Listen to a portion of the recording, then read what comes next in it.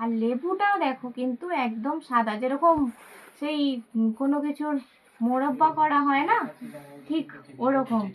আমাকে বলছে তুই এটা খেতে যদি পারিস তাহলে ক টাকা দেবো বললে? 50 টাকা। 50 টাকা, মাত্র 50 টাকা। আমাকে এটা খাওয়ার পরে ওষুধ খেতে হবে না তো 100 টাকার? এটা খেয়ে দেখি, দেখো একদম পুরো ক্যান্ডি হয় না চকলেট গুলো, সেরকম। খেয়ে দেখি কিরকম। সাদা সাদা কমলা লেবু হয় নাকি? কমলা লেবু বললো কি? মৌসুমী নয়? না কমলা লেবু এটা। বন্ধ তো কমলা লেবু হয়।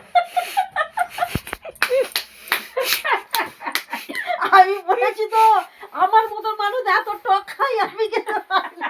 ফেলে দিচ্ছি আমার পাখাটা। এটাকে নিয়ে রসটা চিপে বাথরুমটা সকালে ঘষে দাও, পরিষ্কার হয়ে যাবে। অ্যাসিড আছে।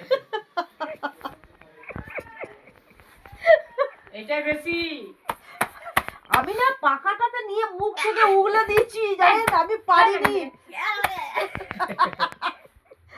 এই চঞ্চলের কালার দেখে বলছে আমি নেবো না দাদা, আমি নেবো না। বলছে নিয়ে যাও না, নিয়ে যাও না। 5 খানা দিয়েছিল জানেন, তার মধ্যে একখানা 10 দিন ব্রাশ করতে হবে না, যা দাঁত করে দিলি আমার।